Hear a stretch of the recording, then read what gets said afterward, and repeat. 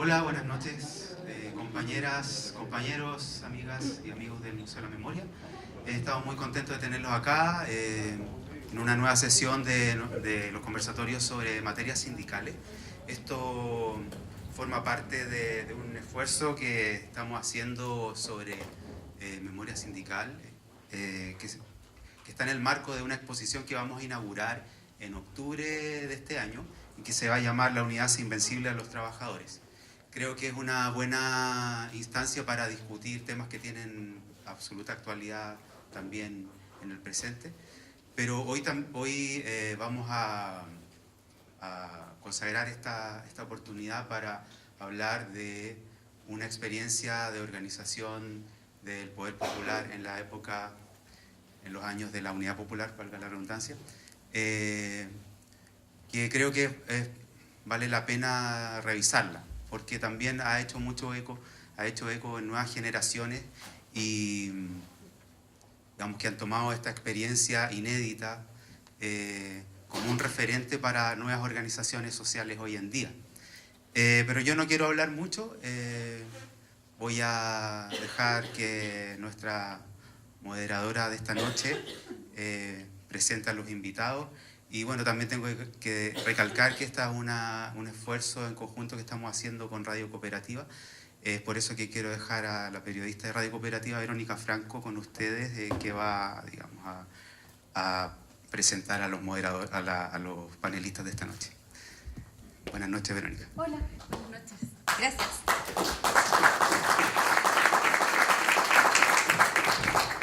Buenas noches, como ya decía el presentador, soy Verónica Franco, soy conductora del diario de Cooperativa. Bienvenidos a este cuarto conversatorio del ciclo El pasado, presente y futuro del sindicalismo chileno, que organiza el Museo de la Memoria y que es transmitido vía streaming en cooperativa.cl y también en el fanpage de Facebook de mi radio. Cordones industriales y el poder de los trabajadores es el tema que tenemos esta noche, considerado uno de los procesos de organización colectiva y democracia obrera más interesantes surgidos en el gobierno de la Unidad Popular y en los que se manifestó concretamente la voluntad para que industrias y empresas pasaran al área social del Estado. Al momento del golpe de Estado del 73, algunos dicen que eran unos 30 cordones industriales los que había a lo largo del país, hay quienes estiman que eran un centenar. Es parte de lo que vamos a tratar de clarificar en esta jornada. Sobre los cordones industriales, su surgimiento, su naturaleza, su relevancia, es que hoy vamos a conversar con Ana López Dietz, a quien vamos a invitar a ubicarse.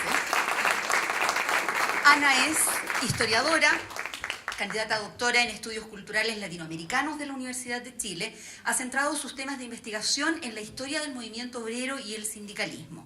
Es coautora del libro Testimonio de los cordones industriales, reconstruyendo la historia con sus protagonistas. Bienvenida, Ana. Gracias. Y estamos también precisamente con dos de esos protagonistas a los que alude Ana en su libro.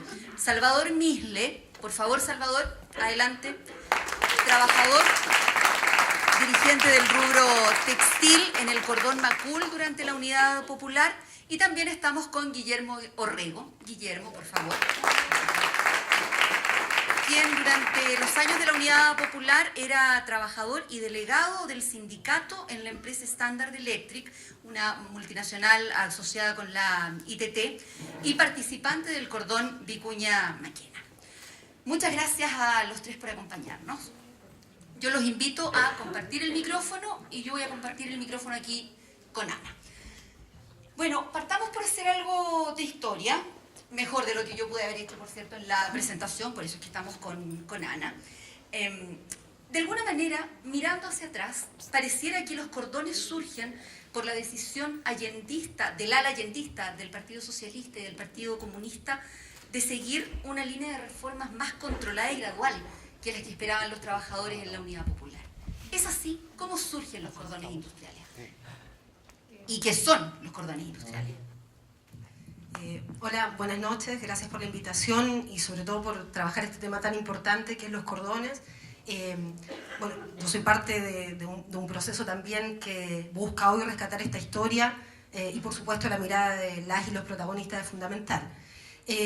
La verdad es que el debate de los cordones industriales es un debate que no es solamente histórico, sino también político, sobre todo, y donde sin duda también entran en juego las interpretaciones y las intencionalidades políticas, las militancias, las estrategias partidarias y políticas que en la época de la Unidad Popular se vivieron y se llevaron adelante. Pero en realidad, tanto a partir de una serie de testimonios, nosotros en un proyecto en el que trabajamos también entre teatro e historia, pudimos recabar más de 20 entrevistas, digamos, y hay muchos textos y libros que han salido en los últimos años sobre el tema. Efectivamente, los cordones industriales plantean una tensión en un momento en que efectivamente a mediados del año 1972 se empiezan a dar una serie de coordinaciones entre fábricas de distintos lugares, Vicuña Maquena, Cerrillos, etcétera, pero que particularmente en el contexto del paro patronal de 1972, ese paro que buscó desde los sectores empresariales, la derecha, la SOFOFA, los grandes gremios, digamos, que son los que hoy controlan el país y que de alguna otra manera encabezaron también el proceso para llevar adelante el golpe de Estado. Ese paro patronal, que es en octubre del 72, buscó quebrantar la economía y tratar de asentarle un golpe al gobierno de Salvador Allende en el sentido económico. Y es a partir de ese proceso en el que efectivamente estas coordinaciones incipientes que ya existían va a cobrar un peso relevante. Como cuentan entre también Memo, Salvador, que están acá, comienza una orden de efectivamente comenzar a tomarse las industrias, no paralizarlas, no quebrar la producción, que era una de las estrategias económicas que existía en el momento de parte de la derecha y los sectores empresariales. Comienza una política también de plantear la organización y la gestión de las empresas, de plantearse la necesidad de coordinar, digamos, la defensa, en muchos casos ante el ataque de sectores como fue Patria y Libertad, digamos, y otros grupos. Pero esta idea, digamos, de no paralizar la producción, de la batalla de la producción que también estaba planteada, pero sobre todo de poder plantear la participación activa de los trabajadores en ese proceso que se estaba viviendo en los años de la Unidad Popular. Y ese proceso que se da de coordinación, que tiene que ver también con contactarse, coordinarse, llamar una huelga, salir en conjunto, recorrer Vicuña Maquena y llegar hasta el centro de Santiago, hacer solidaridad con fábricas que estaban en huelga, con fábricas que querían ser tomadas y pasadas al área social, va a, de alguna otra manera, plantear que en ese camino los trabajadores van a crear estos organismos que efectivamente tuvieron también tensiones políticas en su interior con el gobierno, porque también se planteaba la posibilidad, digamos, de avanzar en las propias tareas de un gobierno de los trabajadores y para los trabajadores. Ana, ¿cuántas llegaron a ser los cordones industriales al final del 73? Mira, como tú bien señalas, las cifras son en todas las investigaciones bastante diversas. Hay cordones que estuvieron mucho más consolidados, como fue el caso de Vicuña Maquena, como fue el caso de Cerrillos Maipú, Macul estaba también en ese camino, otros cordones que se dieron en la zona norte, O'Higgins, por ejemplo, pero también se ha rastreado que en sectores como Arica, en Concepción, en la zona de Osorno, también se estaban constituyendo los cordones industriales. Pensemos que fue muy corto el proceso, o sea, estamos hablando básicamente de un periodo que es menos de un año, si extendemos un poco hacia mediados de junio del 72, cuando comienzan estas coordinaciones, pero estamos hablando que son prácticamente 10 meses donde este proceso se da. Por lo tanto, muchos cordones estaban comenzando estas coordinaciones, estaban comenzando su acción cuando efectivamente son interrumpidos por el golpe de Estado. Vamos a volver contigo, Ana, pero también nos interesa saber cómo se vivía en ese momento en las industrias por parte de quienes participaron, de quienes formaron parte de estos cordones industriales. El primero, entiendo que se levantó, se armó en el sector de Cerrillos Maipú, con unas 30 industrias en esa zona, y eso fue en junio del 72. En octubre ya se habían multiplicado por todo Santiago, y ahí estaban los cordones de Macul y de Vicuña Maquena, que se crearon de manera más o menos paralela. Salvador, ¿cómo llegaste a ser parte de ese cordón? El tuyo era el de Macul, si mal no recuerdo. Exacto. Bueno, yo participé en el cordón Macul porque era dirigente de una empresa textil del cordón Macul en aquella época. ¿Qué edad tenías en esa época? 23 años tenía. Muy joven. Sí. ¿Casado, con hijos, soltero? No, en ese minuto todavía era soltero. ¿Trabajabas y estudiabas? ¿Solo trabajabas? Trabajaba y estudiaba, sí. De paréntesis, trabajaba en esa empresa textil en la tarde, en una digamos, experiencia, hasta ahora no sé, inédita, estudiar en la Universidad Técnica del Estado mediante los convenios que se hizo entre el gobierno, por lo tanto entre la Universidad Técnica y en el caso mío, para los convenio trabajadores. CUT-UT, claro. Había un convenio CUT, Servicio de Impuesto Interno y así distintos tipos de instituciones. Entonces trabajaba y en la noche estudiaba en la Universidad Técnica. Bueno, que, para mi gusto, todo lo que pasó en la Universidad Técnica, digamos, la experiencia que hubo de trabajadores estudiando en la universidad de noche, merece como un capítulo aparte. Ojalá alguien algún día pudiera hacer un estudio de eso, porque es una experiencia increíble. Volviendo a la industria textil donde tú trabajabas, formabas parte del sindicato. Sí, en ese minuto yo era presidente del sindicato. ¿Y en qué momento se empieza a hablar de nosotros podríamos organizarnos? Aquí los dueños de las industrias lo que quieren finalmente es paralizar todo esto, detener los cambios que busca la Unidad Popular. Nosotros debiéramos hacer que esta industria y que la que está al lado y la fábrica de más allá funcionen. Correcto, esa era la idea. Bueno, ¿Cómo se hace? ¿Cómo parte? el cordón en realidad se empiezan a gestar y se empiezan a crear, como decía Anita, a partir del paro de octubre, el paro patronal. En conjunto con eso, ¿cierto? La derecha empezó como a infiltrar los sindicatos, empezó a infiltrar las empresas, de tal manera de que llegaran guardias blancas a tomarse las empresas y paralizarlas.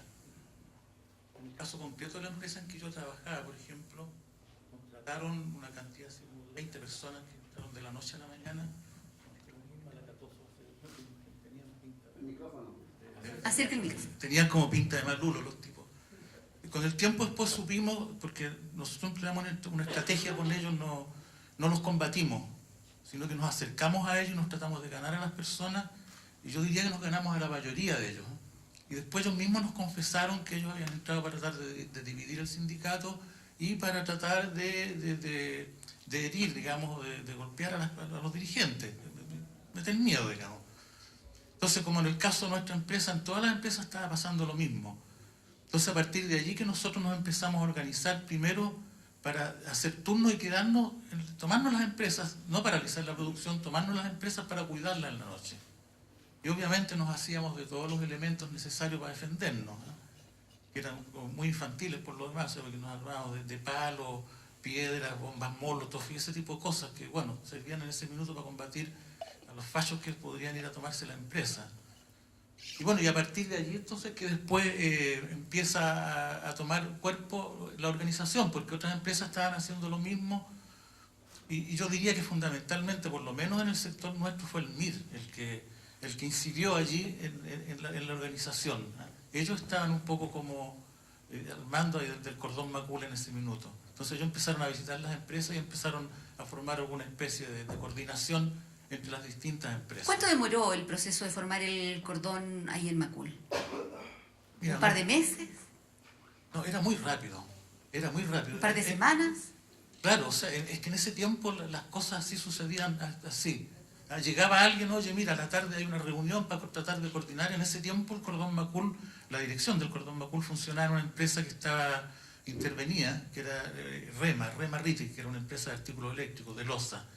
Entonces llegaba alguien, oye, a la tarde va a haber una reunión en Rema para hacer una coordinación, y todo el mundo estaba en la tarde allá, ¿sí? Todo el mundo con un entusiasmo increíble, así que las cosas volaban. Fue similar en el caso de Vicuña Maquena, Guillermo, ¿no? Sí, ¿Qué edad tenías tú en esa época? También estabas en los 20. andamos por ahí con Con Con Salvador. Salvador, sí. Yo también tengo un poco la experiencia de él.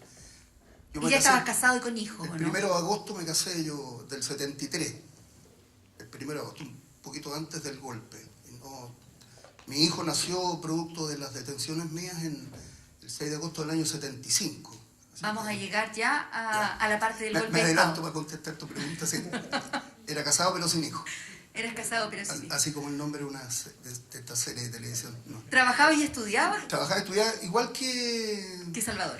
Salvador, y yo también tuve la experiencia, ingresé a través por intermedio del convenio CUT-UT, hice 4 semestres de nivelación. Existía una escuela de nivelación que tenía este convenio. Entonces al final tú das un examen y de acuerdo a la conciliación de nota podías optar a las diferentes carreras que ofrecía la Universidad Técnica del Estado. En mi caso, yo me desempeñaba como dibujante técnico en el departamento de Ingeniería de Productos, el Standard Electric, en una empresa de la ITT, asociada al ITT, en Vicuña Maquena, en el paradero 5 de Vicuña Maquena, con el Pinar. Así que, como te repito, las mismas experiencias. ¿Y cómo llegaste al mundo sindical y cómo llegaste a formar parte del Cordón Vicuña Maquena? Mi padre fue dirigente sindical de esa empresa, de Standard Electric, en el año entre 60, algo por ahí. Yo ingresé a trabajar en el año 68 a Standard Electric. Y naturalmente tenía la vocación de mi padre. Bueno, el sentido de clase afortunadamente lo tuve desde muy joven y por lo tanto ingresar inmediatamente al sindicato fue una cosa muy novedosa porque fue mi primer trabajo importante. Era una empresa donde había más de 600 y tantos trabajadores, así que para mí era un despertar. Yo ingresé con menos de 20 años, o por ahí. ¿Qué pesaba en el Cordón Vicuña Maquena? ¿Pesaba el MIR también? ¿O eran una orgánica absolutamente independiente de los partidos políticos, del gobierno, de la CUT de esa época? Mira, la impresión que yo tengo y que guardo a través de la memoria es que en el cordón industrial Vicuña Maquena, por lo menos lo que concernía a la cercanía que teníamos nosotros, había mucha preeminencia del Partido Comunista. Incluso Textil Progreso era como la empresa madre, de acuerdo a lo que yo recuerdo, y ahí se juntaba, digamos, era como el desarrollo matriz, digamos, que comenzaba a salir desde ahí. El MIR, si bien es cierto, tenía importancia, en la empresa nuestra era muy baja su participación, había un grupo importante de compañeros del Frente Trabajadores Revolucionario, pero era más fuerte, digamos, en el cordón industrial, lo que yo observaba, el Partido Comunista y el Partido Socialista eran los elementos políticos más de peso. Aunque, como le había preguntado antes a Ana, la parte allendista del Partido Socialista y el Partido Comunista estaban por la idea de frenar un poco las reformas a esas alturas, ¿o no, Ana? O sea, hay un debate que un poco es lo que gozan Guillermo y Salvador, que es un debate político y estratégico, efectivamente entre una política que es la de la Unidad Popular, que es básicamente la vía pacífica y la vía chilena del socialismo, que implica un programa de gobierno a largo plazo, que implica, por ejemplo, solo un área de propiedad social de 91 empresas estratégicas, y por otro lado también hay un proceso vivo que se está dando a nivel del movimiento obrero, del movimiento sindical, de la clase trabajadora, que como también bien señalan Guillermo y Salvador, hay una conciencia de clase, hay una conciencia política de participación, hay una identidad que también después producto de la dictadura se pierde, pero que efectivamente implica también grados de conciencia y de plantearse una época donde efectivamente hablar de revolución, de cambio social, de socialismo, son parte del lenguaje común, son parte del debate político, son parte de lo que el movimiento estudiantil, el movimiento obrero, los pobladores discuten. Y efectivamente en ese camino sí hay estrategias políticas, sí había un debate, por ejemplo, incluso entre si los cordones eran paralelos a la CUT, que en muchos casos algunos sectores del Partido Comunista planteaban que era paralelismo, entonces señalaban que se tenían que integrar a la CUT, pero otros sectores, por ejemplo, efectivamente del Partido Socialista, que impulsaban los cordones o del MIR, planteaban que tenían que ser organismos, digamos, que se desarrollaran y que permitieran la participación de los trabajadores. Hay un debate que se da también en la base que se refleja mucho en las entrevistas que fuimos haciendo, de pedir, por ejemplo, avancemos más hacia la estatización de fábricas, fábrica que cierra, fábrica que se toma y se pone a producir, y no importa si no están las 91 empresas estratégicas, pero necesitamos que esa fábrica funcione y sea gestionada por los trabajadores. Los cordones industriales de alguna manera fueron un órgano de presión o una representación del poder popular en ese momento, Ana. Según mi punto de vista, hay una confianza, por supuesto, en el gobierno, hay una confianza en Salvador Allende, pero también se plantean en el camino mismo de ese desarrollo de 10 meses, que como dice Salvador es muy rápido todo el tiempo, siempre está esta idea de la urgencia, de que es ahora, de que hay que hacerlo, de que está la reacción. También se plantean en muchos casos un camino propio, que es de presión, pero que también plantea una idea de, como nos dijo un entrevistado una vez, de por qué no pensar un país donde el presidente fuera el presidente de los cordones industriales, donde efectivamente pudiéramos gobernar los trabajadores directamente con nuestros organismos. Sonríen Salvador y Guillermo. ¿Lo sentían así? ¿Se sentían parte de órganos de presión o una representación del poder popular, Salvador? Mira, yo diría que en general los trabajadores, yo diría que la mayoría de los dirigentes sindicales estaban apoyando al gobierno de la Unidad Popular. De eso no hay ninguna duda, ¿no? Pero querían que todo fuera más rápido, Claro, que no se muchos frenara. querían que fuera más rápido, otros eran como mecanismos de defensa, pero en general era, yo diría, un poco autónomo a la dirección del gobierno, ¿ah? Siempre los cordones y los trabajadores que estaban organizados de esa manera queríamos que las cosas fueran un poquito más rápidas, o tal vez un poco más incisivas, ¿ah? En ese sentido siempre hubo una pugna que se mantuvo hasta el final durante todo el gobierno de la Unidad Popular, de cómo avanzar, ¿ah? De cómo seguir caminando, digamos, cómo enfrentar el fascismo, cómo enfrentar, ya en las últimas semanas, los últimos meses, cómo enfrentar el golpe que ya se venía. O sea, uno lo olía, uno sabía que había algo, sabía que se estaba gestando el golpe, pero fue una contradicción que se mantuvo efectivamente durante todo el gobierno de la Unidad Popular, y los cordones fueron una de esas manifestaciones. Guillermo, ¿cómo estaban organizados en el cordón industrial en Vicuña Maquena? ¿Con turnos, con jefes, ¿Cómo? Mira, esa orientación la recibíamos, mira, curiosamente se daba algo que me quedó. Teníamos una doble militancia en ese entonces, porque éramos militantes activos del sindicato y además del cordón industrial. Y un poco para responder lo tuyo, quiero retrotraer un poco arrastrar lo que tú preguntaste antes. Entonces, las cosas se querían hacer tan rápido, había una doble participación, pero para profundizar el proceso. Los gritos en las manifestaciones populares de apoyo al presidente Allende, cuando llamaba a la concentración, que íbamos de bote a bote, nosotros partíamos en el paradero 5 de Vicuña Maquena, por Vicuña Maquena, pero de vereda a vereda, sacando a la gente para afuera, etc. Y el grito predominante era poder popular. ¿Cuánta gente llegó a participar en el cordón Vicuña Maquena? No lo tengo claro. No lo tengo claro así en forma precisa. ¿Cuántos sindicatos? ¿Cuántas empresas? Éramos varios. Fabrilana, Textil Progreso, Standard Electric, RCA Víctor, pero había un montón. Vicuña Maquena era un Sabori, etcétera. Laboratorio García. Claro. Lo que pasa es que se hizo una cosa, no sé si me estoy adelantando a la pregunta más adelante, pero los cordones industriales, como nacieron así, yo no sé si de forma espontánea, pero fue un suceso muy rápido, muy activo. Entonces, cada día iba creciendo más y más esto. Entonces, el involucramiento con las diferentes orgánicas sociales fueron acrecentando el poder de los cordones industriales, peleándosela a los sindicatos. Yo recuerdo algunas discrepancias en la empresa fundamentalmente. Y yo quiero detenerme un poco en esta parte, porque resulta que el sindicato de Standard Electric éramos dos, sindicato industrial y profesional, de empleados y de obreros, existía en ese tiempo. Y nosotros éramos una empresa privada, ni siquiera se planteaba la estructura, digamos, de pelear una empresa mixta. Pero ocurrió que empezamos incluso a hacer prevalecer la batalla por la producción. Entonces se produjeron ciertas discusiones, porque como los trabajadores del área privada, ¿qué teníamos que ver con el proceso productivo como se entendía con los trabajadores del área social? Pero ocurre que a la empresa un gran porcentaje de dinero para poder funcionar provenían de la Corfo. Entonces era una situación bastante especial la nuestra. Y tal vez eso condicionaba un poco la participación y con nuestras posturas en el cordón industrial en general.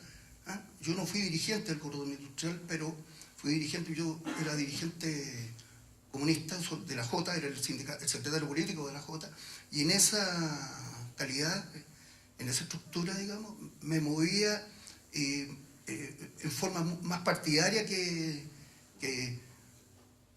pero teníamos, digamos, una perfecta comunicación con el resto de nuestros padres. Era muy importante. ¿Con los militantes también? Con el MIR también. Con el MIR también. Fíjate alguna dificultad había, ¿no? Alguna distancia. Teníamos discusiones, abiertamente. Pero fíjate que, curiosamente, el único comunista preso con todo el FTR en mi segunda detención fui yo. Y teníamos una especie de estrategia en las reuniones sindicales para caminar en conjunto. No obstante que el MIR nunca fue parte de la Unidad Popular. Entonces, era una cuestión muy especial. Guillermo, yo les preguntaba a ustedes por el cómo habían funcionado. ¿Lograban volver a sus casas en algún momento durante esos 10 meses o no? Ah, era difícil, pues yo, igual que Samuel, yo estudiaba Que también responde en la la señora noche. desde ya. No. Yo estudiaba en la noche, entonces el regreso a la casa era, claro, como a las 11, 12 de la noche.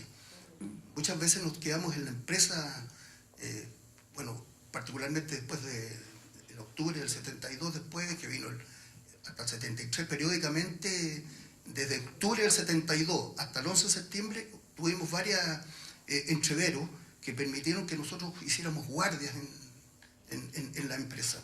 Entonces, se dificultaba el regreso a la casa en realidad. Salvador, tú planteabas hace un ratito que cuando partieron habían partido armados con piedras, con palos, con alguna bomba molotov. ¿Fueron armándose más a medida que fue avanzando el gobierno y el 73 y que el golpe militar era inminente, no? No, en el caso de lo que yo vi por lo menos en el cordón Macul, no.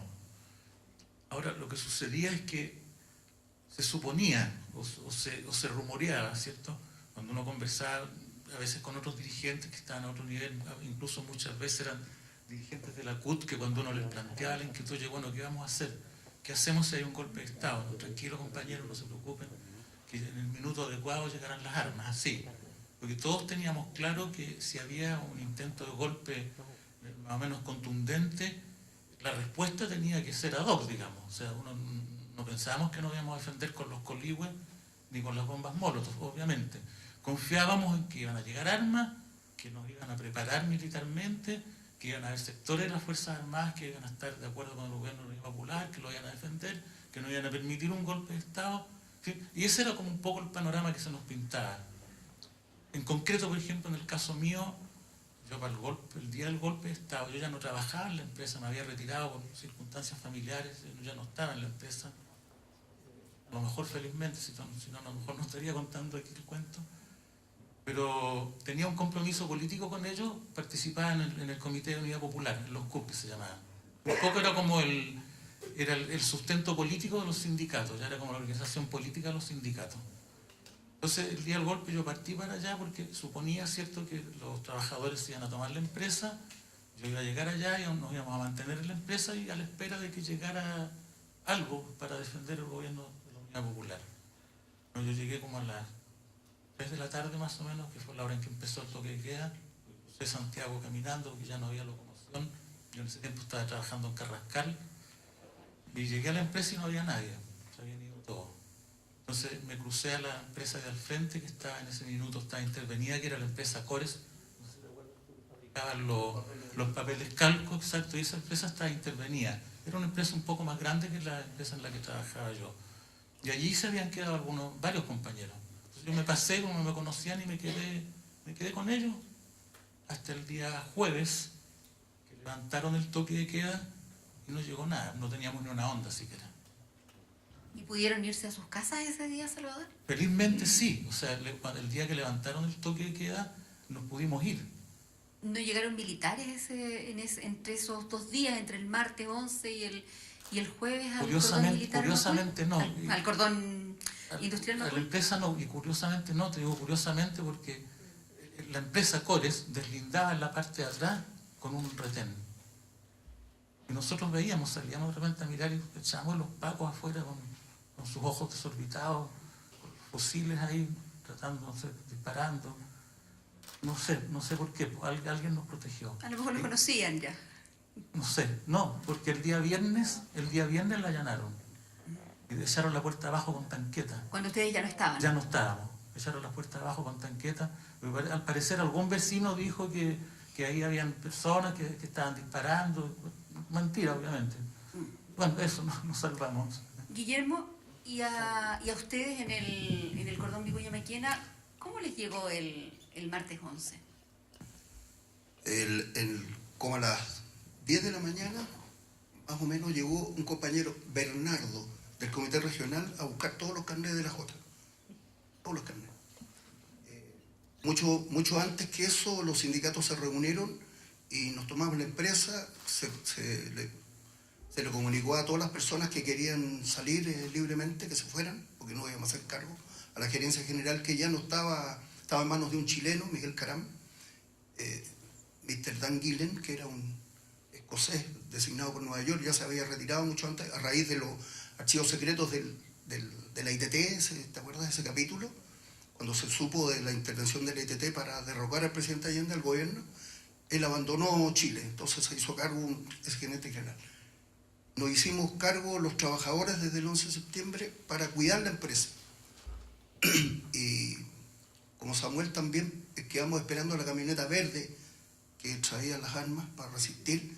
Nosotros, como estábamos al lado de La Legua y de Zumar, vimos cómo desde la torre de ese Zumar dieron guaraca al helicóptero, digamos, que se fue humeando, y esperábamos que luego las armas nos tocaran a nosotros.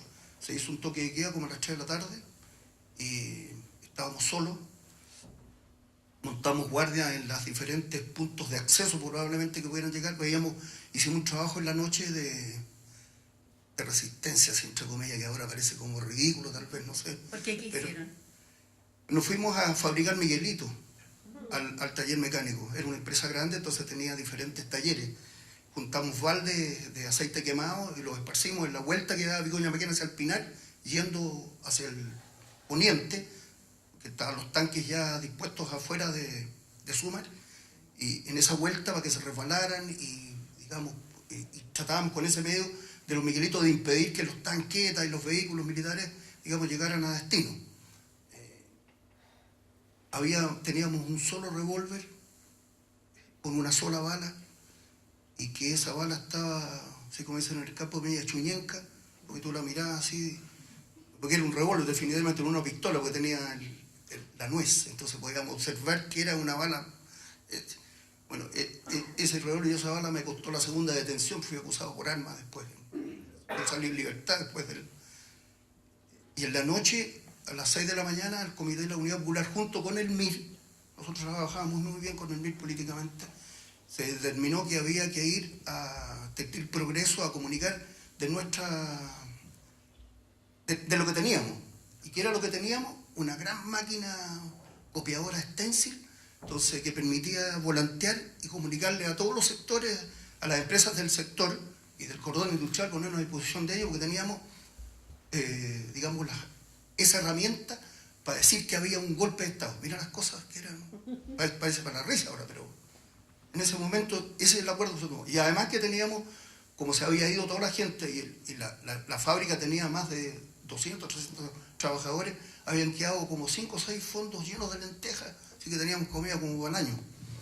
Y bueno, se designó una persona, fui yo, llegué a Textil Progreso como a las 5:30, 6 de la mañana, me costó que me dejaran entrar, pude lograrlo, pero como a las 8 llegó Carabineros con los militares, allanaron, nos sacaron para afuera, nos tendieron en el patio a todas las empresas que tuvieron, que pudieron, digamos que la tenían controlada, esperando a la tarde, que como a las 6 de la tarde más o menos nos llevaron al Estadio Chile en ese entonces.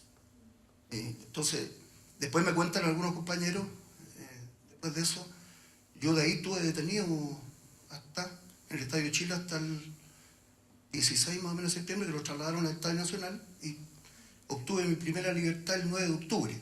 Entonces, en ese periodo no sé, salvo que me contaron muchos años después lo que ocurrió. Llegaron los pacos y ametrallaron la torre de la Gerencia General, disparando, buscando armas, etc. Más antecedentes, así, vistos por mí, no tengo. Ana, ¿faltó preparación en los cordones industriales para enfrentar una situación como la del 11 de septiembre?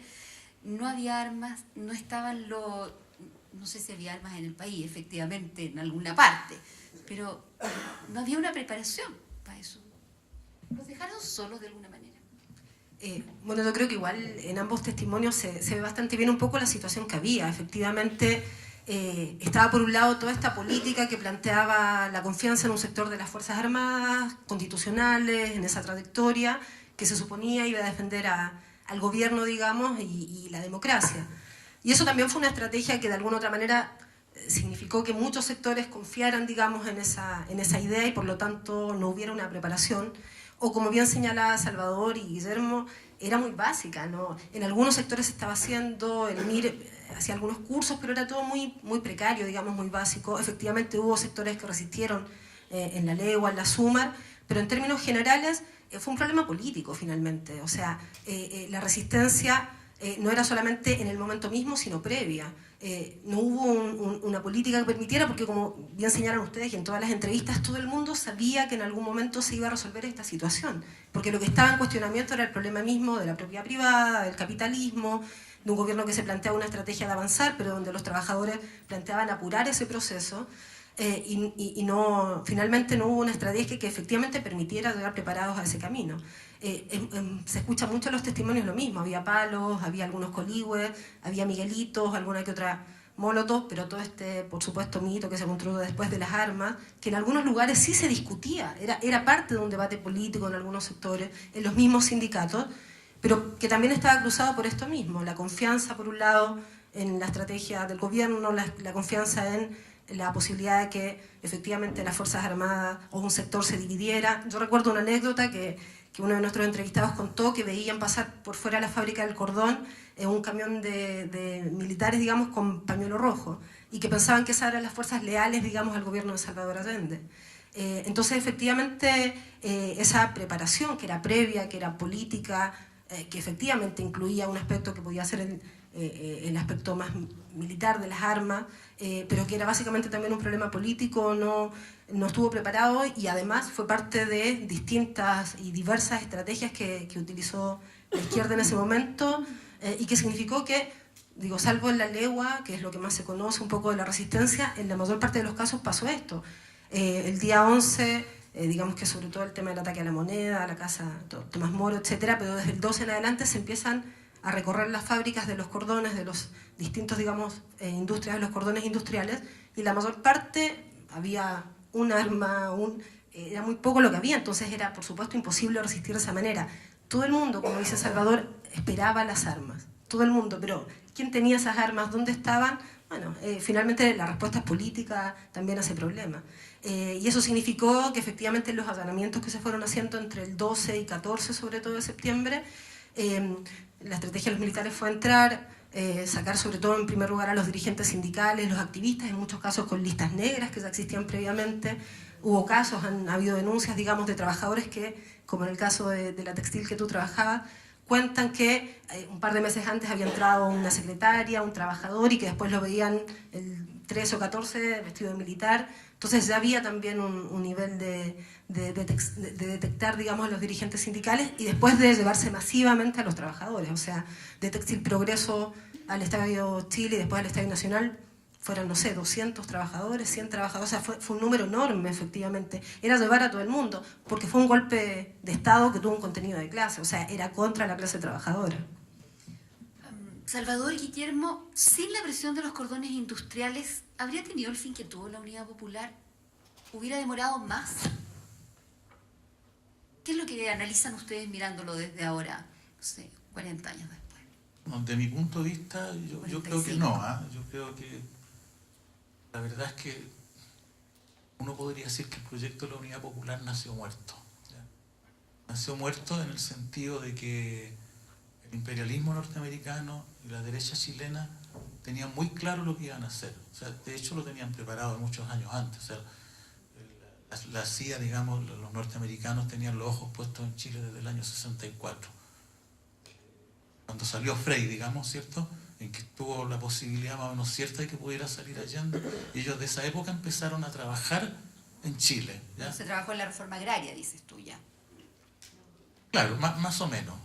Bueno, de hecho, bueno, si uno recorre la historia para atrás, hay muchas cosas que fueron impulsadas por los propios norteamericanos a raíz de la experiencia de la Revolución Cubana, ¿cierto?, de tal manera de mitigar acá en Chile las cosas para que no ocurriera lo que pasó en Cuba. Entonces de ahí implementaron muchos proyectos dentro de Chile, y entre ellos tuvo la reforma agraria de Frei. Yo creo que uno de los motivos, uno de los motores de la reforma agraria, yo creo que fue eso. Pero en el caso concreto, ¿cierto?, del gobierno de la Unidad Popular, la estrategia de Allende, ¿cierto?, estaba basada fundamentalmente en creer en las Fuerzas Armadas, en la constitucionalista de las Fuerzas Armadas. Uno con el tiempo descubre, ¿cierto?, después de analizar los hechos y de estudiar otras cosas, de que eso era una falsedad, era una mentira, era una ilusión. Las Fuerzas Armadas chilenas nunca han sido constitucionalistas. La historia de las Fuerzas Armadas chilenas es la historia de las masacres que han hecho con el pueblo chileno. Entonces, ¿cómo podíamos esperar que ellas permanecieran leales? Las Fuerzas Armadas chilenas fueron Fuerzas Armadas prusianas formadas por los alemanes, ¿cierto?, en sus orígenes, y posteriormente absolutamente influidas y controladas por los norteamericanos en las escuelas de las Américas. Entonces, la verdad es que no teníamos ninguna posibilidad de que no hubiera un golpe de Estado.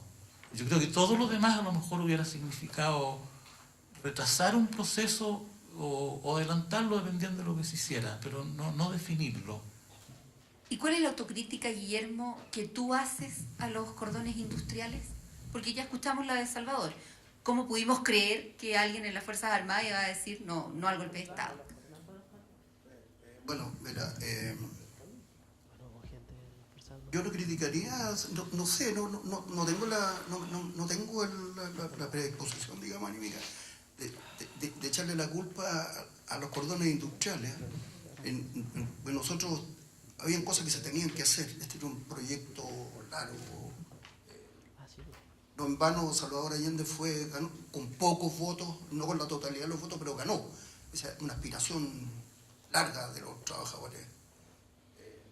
Era un gobierno popular que permitiera, digamos, expresarnos, gobernar.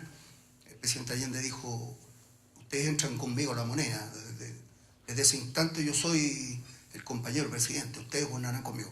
Y yo también un poco creo lo tuyo, porque lo que tú señalabas, pero yo recuerdo otras cosas. Por ejemplo, el 4 de septiembre ganó Salvador Allende en las urnas. El 5 de septiembre, Silvia Alessandri, la sobrina del candidato perdedor, representante de la derecha, don Jorge Alessandri Rodríguez, que era presidente de la papelera, se instalaron en la moneda con un grupo de mujeres vestidas de negro a cantar la canción nacional todos los días en señal de duelo.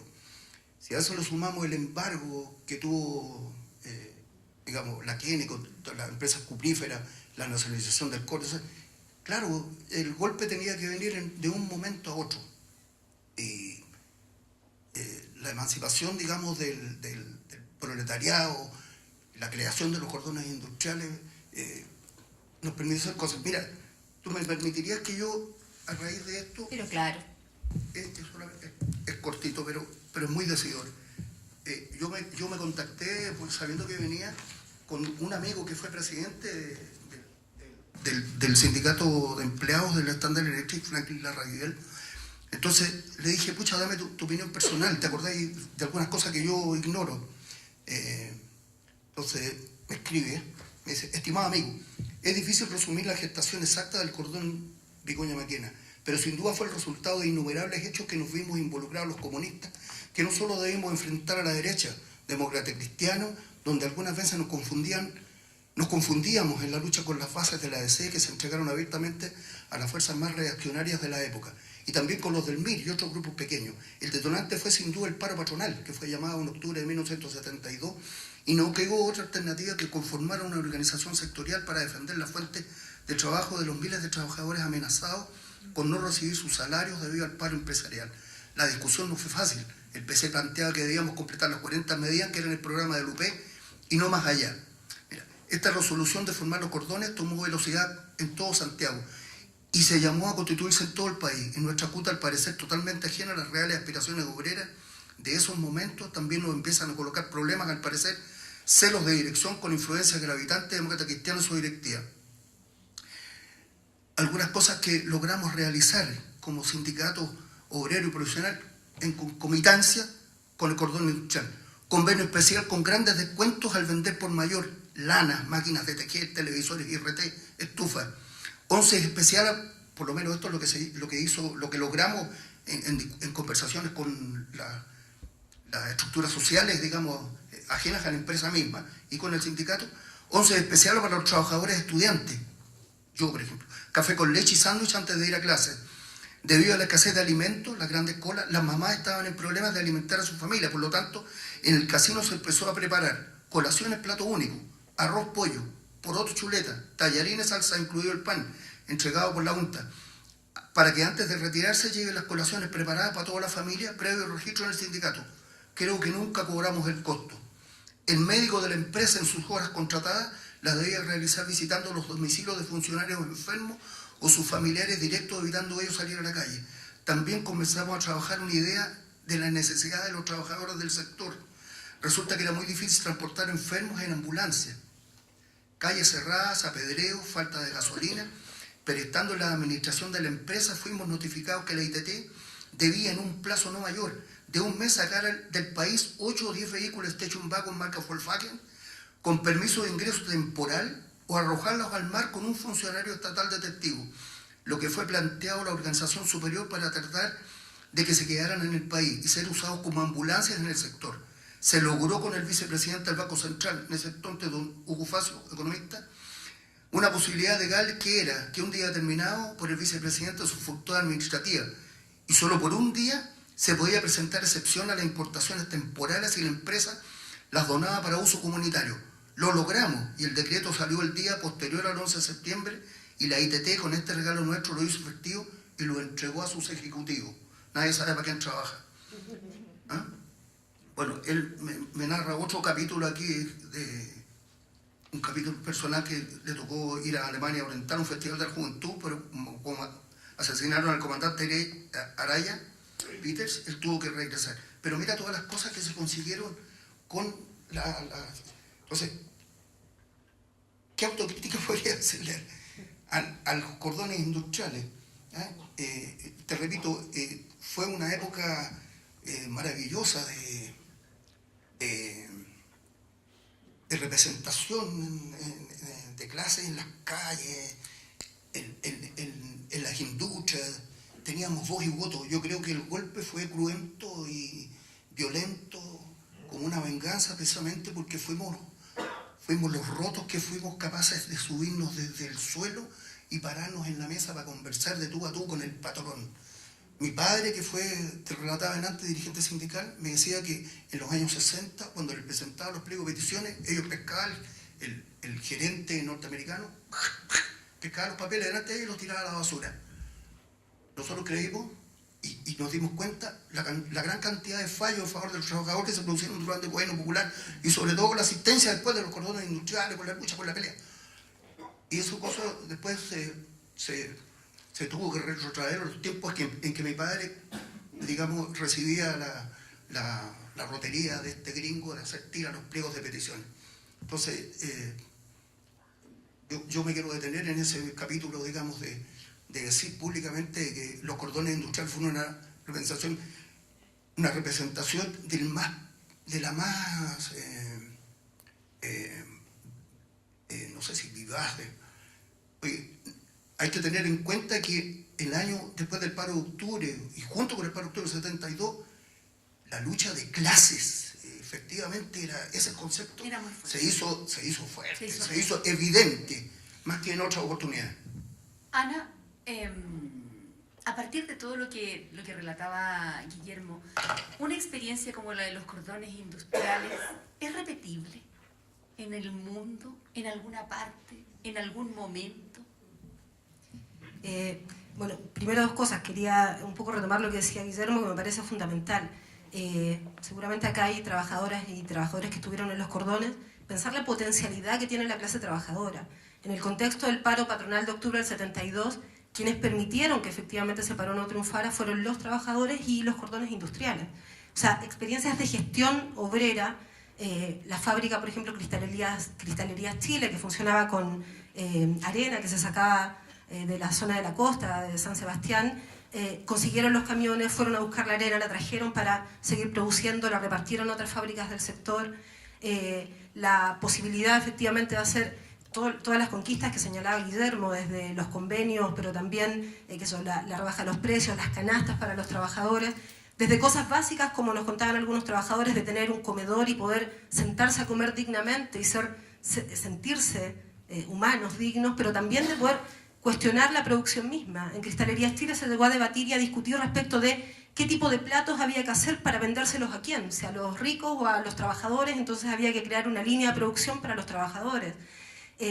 pensar la gestión de las empresas, para quién se iba a producir, qué se iba a producir, el trueque, intercambiar, porque la derecha quería paralizar el país, intercambiar aceite por frascos de vidrio. Esa es la potencialidad de la clase trabajadora. Por supuesto que representa un contexto, pero yo diría que en la medida en que efectivamente vivimos en una sociedad donde la desigualdad, los conflictos de clase, más allá de pensar también hoy la situación del movimiento de trabajadores en nuestro país, pero hay experiencias, para no ir más lejos, en Argentina después del año 2001, de la crisis brutal que se vivió, con la renuncia de la Rúa, estos 2 o 3 días donde efectivamente hubo una serie de movilizaciones sociales enormes, hubo una serie de experiencias que hicieron recordar un poco a los 70, trabajadores tomándose las fábricas, poniéndolas a producir. Hasta el día de hoy quedan fábricas que están tomadas por los trabajadores, como es el caso de Facimpat, que su nombre es Fábrica Sin Patrones, Exanón, que es una fábrica de la zona de Neuquén, de cerámicos, donde efectivamente también los trabajadores mostraron que ellos sí pueden dar una respuesta cuando se organizan, cuando efectivamente luchan, cuando se plantean con un programa político que es superador, digamos, a lo que es la explotación del capital. Entonces, y esa experiencia no fue sola, en su momento llegaron a haber cerca de 100 fábricas en Argentina, entre cooperativas, fábricas tomadas, y algunas de ellas se mantienen hasta el día de hoy. Entonces creo que efectivamente las condiciones de la historia son también las que de alguna u otra manera marcan los procesos, pero que sin duda pensar también la potencialidad de esa clase trabajadora es una posibilidad. Te iba a preguntar precisamente por eso. En algún momento, no sé si Salvador o Guillermo hablaron de la conciencia de clase, que hizo que los cordones fueran una realidad. ¿Esa conciencia de clase es algo que se ve todavía? O sea, yo diría que, claro, por supuesto. O sea, si uno mira qué hizo la dictadura, yo siempre doy el mismo ejemplo, pero revisando una vez unos periódicos del año 74, Pinochet tiene una frase que para mí es muy decidora de lo que es la política de la dictadura, por supuesto de la represión, del cambio estructural, de instalar el neoliberalismo, de acabar con los sindicatos, de acabar con la conciencia de la clase trabajadora. Y Pinochet dice algo así como: la política de los sindicatos se terminará para siempre. Lo que buscaba la dictadura era eso, justamente terminar con esa clase trabajadora que, como los mismos cordones reconocían en una carta que realmente es impresionante su contenido, que es del 5 de septiembre del 73, una semana antes del golpe, donde dicen: somos la clase obrera más consciente de América Latina, somos la clase obrera más organizada, con tradición, con lucha, con conciencia de clase. Y la dictadura buscó eso, no solamente a nivel del exterminio de dirigentes, del exilio, de la tortura, de llevar a cientos de trabajadores a los campos de concentración, de detención, sino también con una política como la del Plan Laboral Piñera, que buscó atomizar a los sindicatos, despolitizar a la clase trabajadora, porque hasta el día de hoy los dirigentes sindicales no pueden tener cargos de representación pública, porque hubo una política para intentar despolitizar. Y esa es la memoria que también hay que recuperar hoy. O sea, se intentó hacer un quiebre histórico, se intentó hacer un corte en la memoria, pero efectivamente los procesos sociales también de alguna otra manera permiten reactualizar eso. Solamente como anécdota, o sea, desde la lucha estudiantil del año 2011-2012 se empezó a tomar, por ejemplo, el nombre de cordones estudiantiles, que de alguna otra manera tiene que ver con esta idea de cómo coordinarse, de lo territorial, de la solidaridad, y por qué no esta experiencia también en sectores de trabajadores que hoy pueden empezar a preguntar, los más jóvenes, cuando uno habla de este tema, después preguntan en sus casas y su papá, un tío, un vecino le dice: sí, yo estuve ahí. Bueno, es una experiencia que se actualiza también en la misma historia. Y a propósito de lo mismo, Salvador, Guillermo, ¿ustedes ven hoy esa conciencia de clase, esa conciencia social en los trabajadores y también en las dirigencias sindicales? O sea, la CUT de hoy no es la CUT que hubo, no sé, a fines de la dictadura militar o que hubo durante el gobierno de la Unidad Popular. Mira, yo creo que lo que pasa hoy día, como decía Anita, ¿cierto? Además de eso, sucede que el sistema neoliberal, el capitalismo, va evolucionando de una manera tal que evidentemente los trabajadores de hoy día, como están organizadas las empresas, no son los mismos del año 73. Entonces están atomizados, ¿cierto? El sistema económico que les permite que puedan no tener sindicatos, que tengan los multi-root y todo eso, entonces está absolutamente todo distorsionado, diseminado, ¿no? Entonces eso impide de una manera importante, digamos, la organización y por lo tanto la conciencia de clase. Bueno, junto con eso, yo diría un poco la guerra de cuarta generación del sistema, que son los medios de comunicación, ¿ya? Porque la gente hoy día, ¿cierto? La mayoría de la gente se informa a través de la televisión, a través de los medios masivos de comunicación, y lo que nos entregan, ¿cierto? Como nos forman, es muy pobre, distorsiona absolutamente la realidad. Entonces eso hace todavía mucho más difícil todo el trabajo político, que la gente tome conciencia. Pero tal como también, como decía Anita, ¿cierto? Van surgiendo otras formas también de organización y de que la gente vaya tomando conciencia, como la lucha estudiantil, por ejemplo, y en el caso, yo diría más concreto, es la lucha por el no más FP, ¿cierto? Porque ahí es allí donde se hace como más evidente la inequidad del sistema, la explotación. De otra manera está como muy oculta.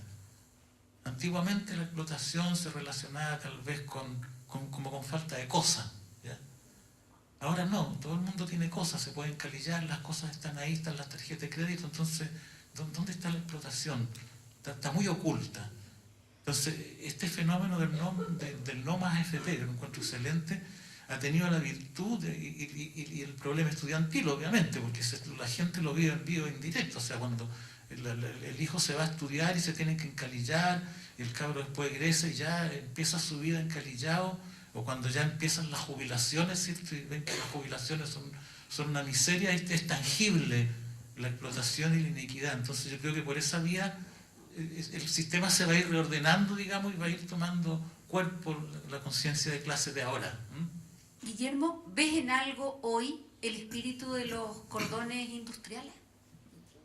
Es difícil, la verdad que no. A mí, ¿sabes qué? Me sigue... Bueno, me duele mucho, yo vivo en un sector que se llama la Villa México, en Cerrillo, que está al lado de Maipú. Yo vivo en un segundo piso. Bueno, hasta hace un tiempo atrás, los tachos de la basura se colocaban entre medio de dos transformadores, y yo veía con mucho dolor, por ejemplo, que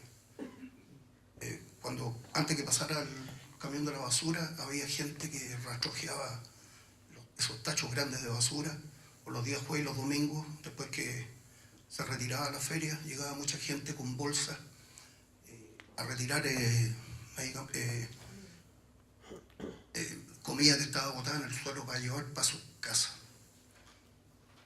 Y a eso yo le sumo que en algunos supermercados a las cajeras les colocaban toallas higiénicas para que no fueran al baño y siguieran produciendo, digamos, que no terminaran, no se cortara la racha esta de pasar por caja y vender harto, y nadie hace nada y las cosas siguen sucediendo. Yo tendría que decir que no hay conciencia de clase, digamos. O por lo menos, ¿qué pasa? Que no peleamos para que esas tremendas inequidades sociales se terminen. Estamos en el tercer milenio, el hombre ya hace rato que llegó a la luna, hoy día todos tienen celulares, pero seguimos teniendo una desigualdad terrible. Este invierno nos demuestra que todavía hay gente que vive en las calles, en un país donde el 10% de la venta del cobre se va para los milicos. A mí me duele mucho eso. Entonces, yo derechamente tendría que preguntarle, bueno, discúlpenme, ¿no? ¿Existe conciencia de clase?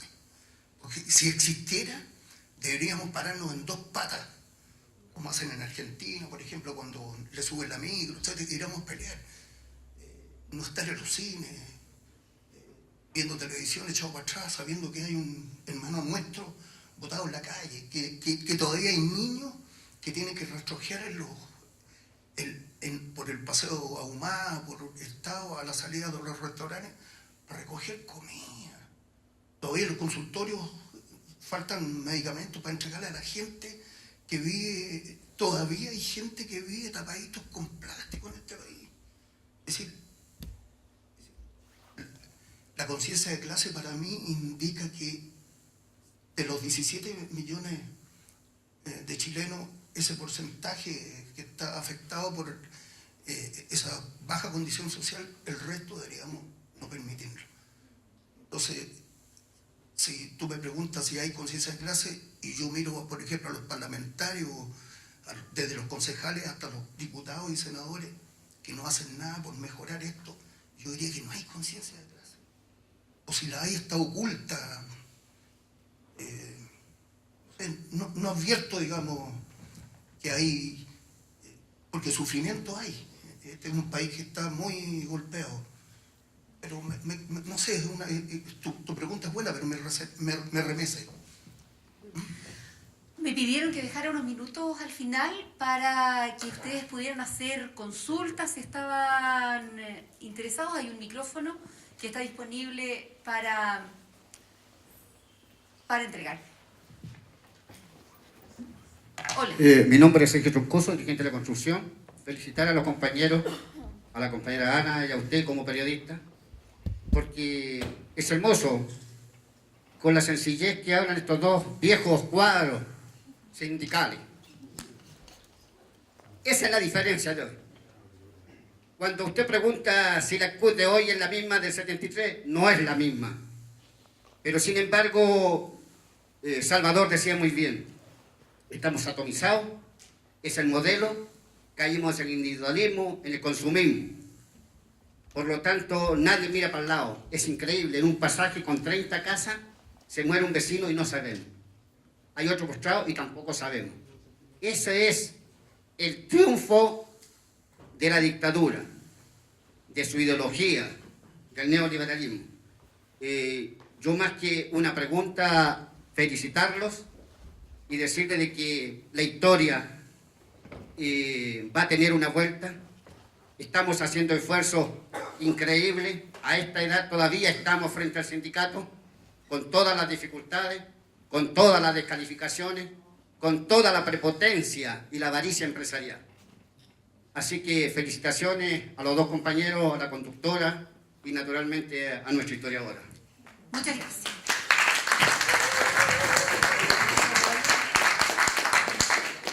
¿Me permites un Guillermo. segundito?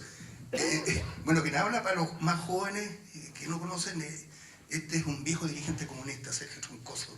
Es un viejo ejemplar.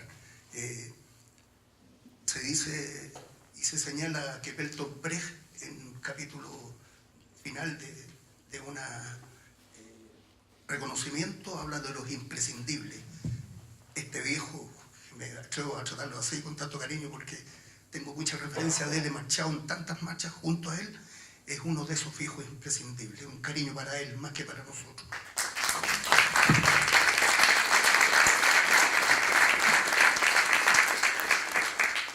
¿Alguien tiene el micrófono por allí? Hola, sí. Bueno, mi nombre es Felipe, soy trabajador y además participo, bueno, soy activo en política, digamos, con distintas orgánicas políticas. Primero hacer un comentario, me parece que en el fondo no solo los cordones industriales, sino que en el fondo la dictadura, si hay una cosa que vino a derrotar, fue un proyecto político, fue a derrotar, y hubo una derrota ideológica. Que hasta el día de hoy yo creo que todavía no logramos sacudirnos de esta derrota ideológica, porque cuando uno ve que uno ve los hechos de la concertación en los últimos 25 años y cuando uno ve la renovación que supuestamente viene hoy día, con quienes hoy día supuestamente están a través de las elecciones, por ejemplo, tratando de romper con el llamado duopolio, y no son capaces, por ejemplo, ni siquiera hablar de socialismo, que fue el proyecto histórico que vino a derrotar la dictadura. Uno ve que en el fondo estamos muy retrasados hoy día respecto a rescatar y reactualizar un proyecto político-ideológico que tenía interés en hacer que los trabajadores, la clase trabajadora, la clase obrera aquí en Chile, lograra tener un gobierno y lograra hacerse del poder para transformar este país. En ese sentido, mi pregunta a los dos panelistas, a los dos compañeros sindicalistas es, primero, si ellos consideran necesario hoy día aún rescatar lo que es el proyecto político de construcción del socialismo, y se estiman ustedes hoy día, en base a la experiencia que tuvieron en el tiempo de la Unidad Popular, si es que es posible, en una eventualidad, en un eventual camino de construcción del socialismo, si es que es posible plantear nuevamente la vía pacífica de construcción del socialismo. Asociado justamente a lo que decía Salvador, respecto a que la Unidad Popular era un proyecto que nació muerto. Salvador, tome la palabra. Bueno, yo creo que el mundo siempre está cambiando, o sea, las cosas van a cambiar. Confío siempre en que van a cambiar para bien, digamos. No es factible, yo creo que las inequidades, las situaciones muy injustas se pueden sostener en el tiempo. Entonces, tarde o temprano se van a tener que ir resolviendo esos temas. Ahora, ¿cómo se van a resolver? Es tan difícil, uno ya entra como un poco en el territorio de la política ficción. Pero también ocurren cosas como, por ejemplo, lo que pasó en Venezuela, ¿cierto? Que una situación que nadie se imaginaba, nadie la pensaba, surgió algo que está hasta hoy día, digamos, y que es algo grande, es algo fuerte, es algo potente. Pasó en Venezuela, yo diría que Chávez fue capaz de cambiar la correlación en el mundo, de romper con el unipolarismo que había, que era la hegemonía de los norteamericanos, porque fue capaz de agrupar a los países latinoamericanos en nuevas instancias que no eran la OEA, fue capaz de organizar a otros continentes, ¿cierto?, en función de romper con el equilibrio que trataba de tener Norteamérica en ese minuto. Entonces yo creo que, por lo tanto, aquí también es factible que sucedan cosas, pero es difícil aventurarse. Obviamente que si uno analiza la situación hoy día como está, no es dable planteárselo por la vía armada, no están las condiciones para hacerlo. Entonces tiene que ser mediante una vía pacífica, necesariamente en este minuto, creo yo. ¿Guillermo opina igual o no? Yo soy un viejo optimista y creo, buena tu pregunta, excelente tu pregunta, y pucha que es difícil contestarla, tratar de representar diversas opiniones cuando tú preguntas si es necesario reconstruir algo así como el socialismo. Y yo sigo pensando románticamente de que sí. Me parece que no lo voy a volver a ver. Yo ya tengo 68 años, soy un enfermo crónico, soy un viejo que está pedido. Yo no sé si en 20 años más los cambios permitirán siquiera tener una segunda oportunidad de un gobierno socialista en Chile. Pues es difícil. Pero en el mundo en general yo creo que la correlación de fuerzas, yo tengo esperanza, se puede dar. Yo creo que alguna vez seremos capaces de... Hoy día la tecnología también ayuda para que el proyecto que yo tenía en mente y que sigo conservando y el que todavía escribo, que es ese socialismo, no con empanada y con vino tinto, pero con justicia social, yo creo que es posible hacerlo. También creo que las condiciones objetivas y subjetivas, como dicen los entendidos, no están dadas para hacer una revolución armada, pero no sé de qué forma se podría acceder, no tengo la respuesta a tu excelente pregunta, cómo podríamos acceder a los mecanismos que nos permitieran a los pobres de la tierra poder por lo menos pelear en las mismas circunstancias de los que tienen preferentemente esa posibilidad, que nos igualáramos, mira lo que te estoy hablando, que nos igualáramos con un sistema social, sanitario, médico, educacional, de vivienda, etcétera. Pero me siguen quedando las palabras, por ejemplo, del presidente Allende, que tienen plena vigencia: eliminar la violencia, porque él decía que en un campamento como las que nosotros conocemos, violencia es que yo tenga agua caliente y que ellos no tengan ni siquiera alcantarillado. Entonces, si fuera posible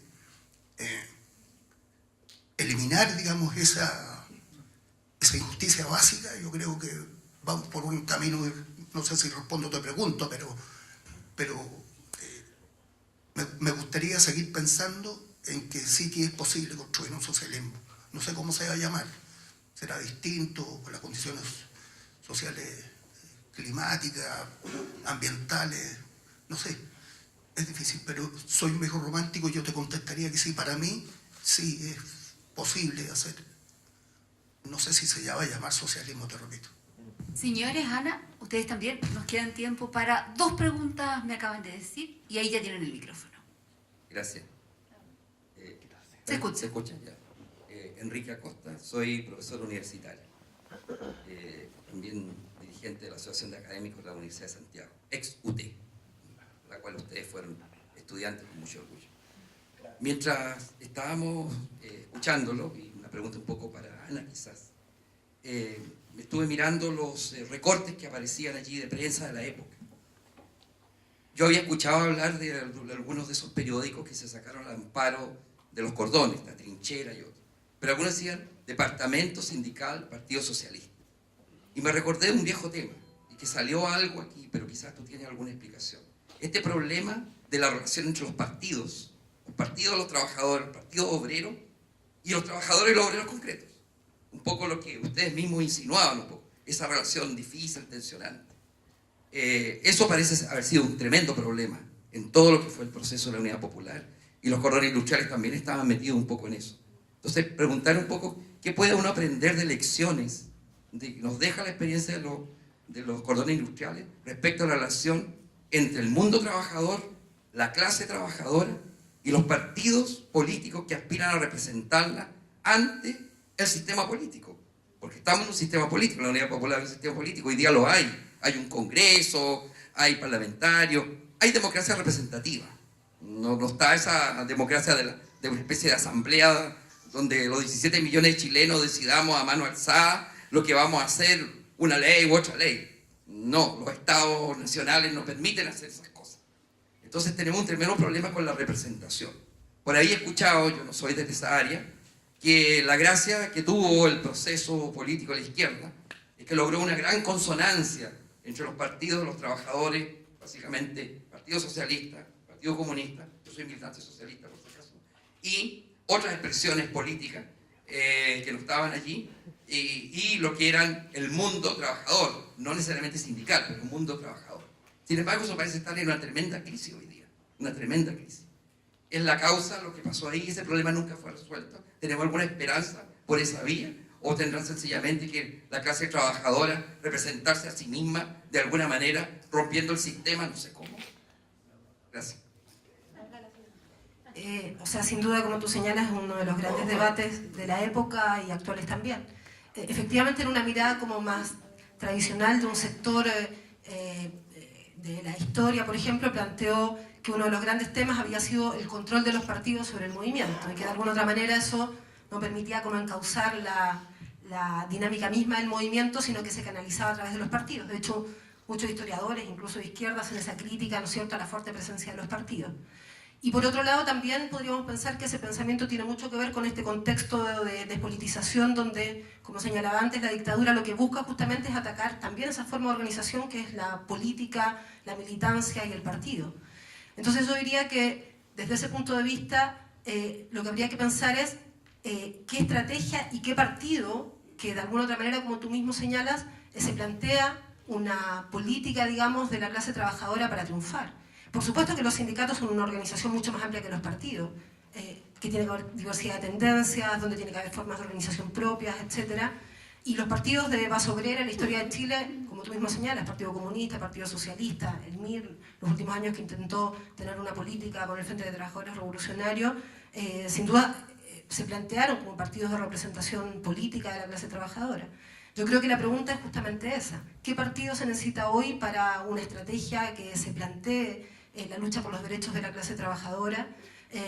Y en ese sentido creo que si pensamos los 70 entonces, también se podría pensar qué estrategias actuó en ese momento.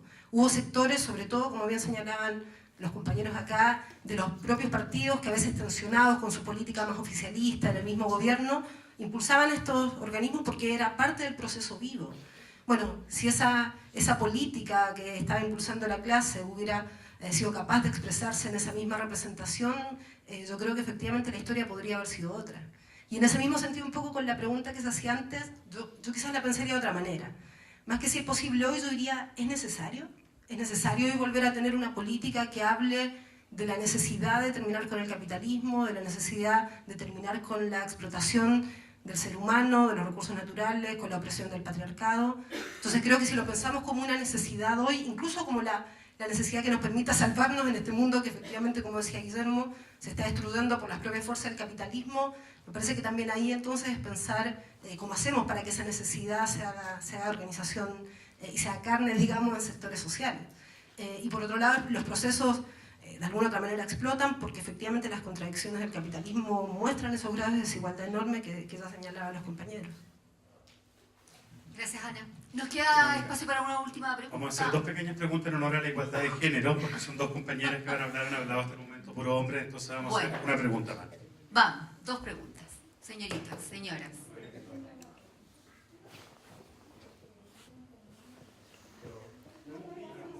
La que decida. Vamos.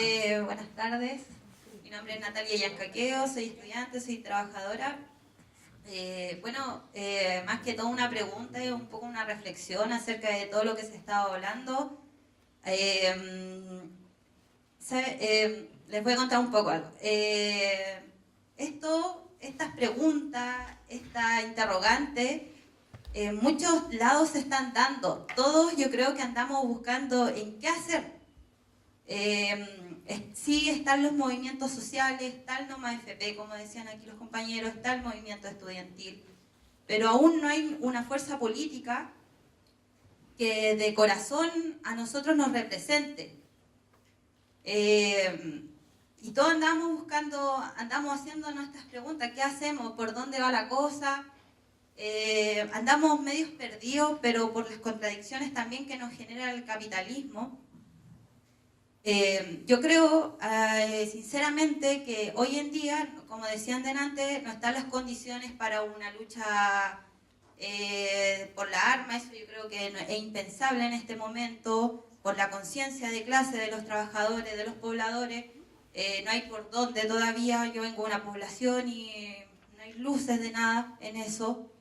En el sindicato también. El sindicalismo chileno no es como el de otros países o como el de antes cuando estaba Allende, por algo que ya se ha dicho también acá, que son los medios, la educación que se entrega a los colegios. Yo trabajo en un colegio, estoy metida en la sala de clase y la forma de ver los derechos humanos, el contenido que se les da a los niños es todo tan mercantil. Que los niños vienen de una cuna, de una base estudiantil muy precaria, de una educación muy mala, en donde nos vemos como números, nos vemos como uno más. Entonces, yo creo que hay que disputar el Estado, hay que disputar las instituciones. Yo creo que las elecciones sí son una vía válida. Hay que aplicar solamente el sentido común en esto, porque no tenemos otra arma. El sistema político de representatividad, o sea, de las elecciones, es sí un sistema que está deslegitimado, que la mayoría no va a votar, pero aún así el que nos gobierna, aún así se sostiene ese sistema. Yo creo que hay que leerse, o sea, volver, no sé si todos lo hemos leído, yo no, pero yo creo un poco, que hay que ver, releerse a Lenin, ver el qué hacer, llevarlo ahora a este contexto político de ahora. Y eso, y muchas gracias por todo lo que... Llegué tarde, pero algo escuché y aprendí. Creo que todos estamos en búsqueda de esto, en qué hacemos, cómo nos representamos y cómo nos unimos. Gracias por la participación. ¿Pregunta o reflexión? En realidad igual respondió algo la pregunta anterior que hizo el profesor Acosta, que lo aprovecho de saludar, que yo también soy estudiante de la ex UT, periodista, colega con usted. Como respondía el respecto a qué hizo falta, qué lecciones podemos sacar respecto al proceso de los cordones industriales, a mí me parece que acá ustedes entregaron muchos elementos que nos permiten reflexionar, como decía Ana finalmente, qué partido, para qué estrategia. Creo que es algo que tenemos que pensar sobre todo en el contexto político mundial, porque hemos visto un desplazamiento de la derecha en muchos lugares, la misma crisis de los migrantes, que tiende a polarizar también las cosas, el ejemplo que daban de Venezuela, que de alguna forma ha allanado también, se ha allanado un poco un escenario que es favorable para la derecha y que los trabajadores hoy día también tenemos que pensar cómo podemos revertir en función de que existen aún esas grandes desigualdades. O sea, pensemos, la semana pasada estaban allanando, o sea, estaban reprimiendo mujeres, niños mapuches, y nosotros vamos a quedarnos indolentes frente a eso. La reforma laboral profundiza la lógica del derecho colectivo, o sea, el derecho individual en desmedro del derecho colectivo de los trabajadores, y me parece que hay experiencias más atrás incluso que los cordones industriales que tenemos que pensar. Hoy estamos en el año 2017, quería recordar que son 100 años de la Revolución Rusa, cuando los obreros se tomaron el poder y fueron capaces de conquistar cosas que hoy día para nosotras son impensadas, por ejemplo el derecho al aborto, o que se despenalizara la homosexualidad, que se casaran de a 3 personas, por ejemplo, porque repensaban la vida completa. Cuando hablaba Guillermo como del florecer que hubo de la conciencia de clase, la Revolución Rusa también yo creo que nos da un montón de... O sea, también se nos arrebató esa experiencia con la dictadura, también se nos arrebató esa historia que es la historia de nuestra clase, la historia de nuestra clase en el mundo. Y bueno, creo que parte de lo que planteaba el profesor es que necesitamos tener representación política independiente, que a mi parecer es lo que hizo falta en los años 70. Que si hubiésemos tenido un partido decidido a tomarse el poder, como los empresarios estuvieron decididos a tomarse el poder por la fuerza, ya está comprobado que son violentos, no solamente ahora, son violentos en la Araucanía. Mataron hace 2 años a Nelson Tichillao por negociar 2 millones de pesos en un bono de término de conflicto, un trabajador contratista de Codelco. Yo estaba trabajando para un sindicato en ese momento y me parece que es evidente que no puede seguir siendo que el Estado sí tiene un carácter de clase y da recursos, el 10% de las ventas, no del excedente, a una institución que es golpista, que fueron torturadores. Entonces yo creo que lo que necesitamos hoy día es representación independiente de los trabajadores, y es lo que tenemos que apostar también a plantear por la alternativa. Tal vez no vamos a ser la mayoría al tiro, pero cuando se agudizan esas contradicciones, cuando se agudice la crudeza, cuando las crisis económicas caen sobre los hogares de los trabajadores, yo creo que ahí sí van a estar decididos, como decía el compañero Salvador, a tomar las armas para defender su pan, para defender su organización, para defender lo que les hace garantizar. La organización de los trabajadores fue capaz de garantizar que no se parara la economía en ese momento, y es capaz de hacer mucho más, y ojalá que tengan la experiencia y que Radio Cooperativa también contribuya a rescatar la experiencia de la Revolución Rusa, porque son 100 años en que tenían derechos que nosotros hoy día, 100 años después, no soñamos ni siquiera. No soy historiadora, pero entiendo que después vino Stalin, vino Lenin con algunas dificultades, que terminamos con una glasnost y que la Revolución Rusa no saben todavía si celebrarla o no en Rusia, pero yo no tengo por qué opinar aquí. Ana, ¿qué puedes decir de lo que planteaban las 2 señoritas que hablaron finalmente? Sí, primero que nada, efectivamente, sí, como dices, el proceso terminó así, pero no fue sus orígenes, y la verdad es que los primeros 6, 7, 8 años de la Revolución fueron un cambio para la historia de la humanidad y fueron un cambio para la clase trabajadora, y se plantearon efectivamente construir un gobierno de la clase trabajadora. Y esa experiencia de la Revolución Rusa de esos años es sin duda no solamente rescatable, reivindicable, sino que también es necesario repensar hoy, y pensar también por qué después terminó, como tú bien señalas, donde terminó, qué pasó después y por qué vino Stalin y vino el resto de lo que sabemos. Y por otro lado, me parece muy interesante esta reflexión. Efectivamente, hoy, en este momento en que se está discutiendo todo el impacto que han tenido el movimiento estudiantil, las luchas que han habido de los movimientos de trabajadores, los subcontratistas, se han vuelto a hacer de nuevo huelgas ilegales por primera vez en muchos años, no permitidas por el Código del Trabajo, huelgas de solidaridad incluso que el neoliberalismo intentó destruir. Efectivamente también está el debate no solamente respecto de cómo fortalecer al movimiento sindical, que es una de las grandes discusiones hoy, y uno de los pilares de la dictadura, que todavía se mantiene vivo, digamos, contra los trabajadores, el plan laboral, sino que además pensar esa representación política que tú señalas. Yo creo que eso es tremendamente importante. Yo solo quería pasar un aviso como para terminar, la importancia que tiene recuperar y rescatar la historia de los cordones. Yo integro un colectivo que es interdisciplinario de historia y teatro, Tarea Urgente, que acá hay varias de sus integrantes, actrices todas, que desde hace 2 o 3 años se está haciendo la obra de teatro de los cordones industriales, que circula en distintos espacios y que es una forma también de cómo puede llegar esta historia a las y los estudiantes, a las y los pobladores, a las y los trabajadores hoy, y eso es tremendamente importante porque es una historia que hay que difundir, transmitir y recuperar también. Nos queda 1 minuto para una reflexión final, Salvador, Guillermo. ¿Les quedó algo pendiente? ¿Les quedó algo que les detonaran las reflexiones que hicieron los participantes? Salvador. Yo diría que en lo fundamental sigue latente el afán de justicia. O sea, por lo que las personas opinan, las preguntas que hay, lo que nosotros mismos hemos dicho, y eso inevitablemente, tarde o temprano, se va a ver reflejado en la realidad y va a significar cambio. Es difícil saber cómo, pero eso va a acontecer. Gracias. Guillermo. Lo veo cortísimo, pero quiero aprovechar de rescatar testimonio de los cordones industriales reconstruyendo la historia con sus protagonistas. Ana López Díez, Gabriel Muñoz, Santiago Guiguiar, Valeria Yáñez. Y aquí dice, otro gran tema es la historia de las mujeres obreras de los cordones. Como pudimos comprobar, la mujer proletaria tuvo un papel relevante en este proceso.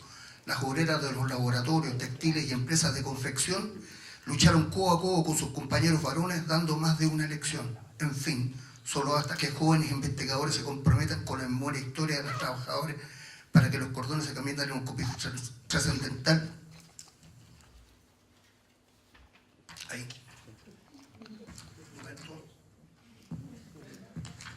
Del periodo de la Unidad Popular, una forma de sacarnos de encima las interpretaciones vacías sobre el proceso reciente más importante de nuestra historia. Esa es una historia que también hay que contar. La historia de las mujeres en los cordones. La historia de las mujeres en los cordones industriales. Qué bueno. Está por hacerse, dice Ana López Díez, a quien le agradecemos mucho que haya participado en este conversatorio, al igual como le agradecemos a Salvador Misle y a Guillermo Orrego. También le agradecemos al Museo de la Memoria y los Derechos Humanos el espacio que da para estos conversatorios. Muchas gracias a ustedes por estar.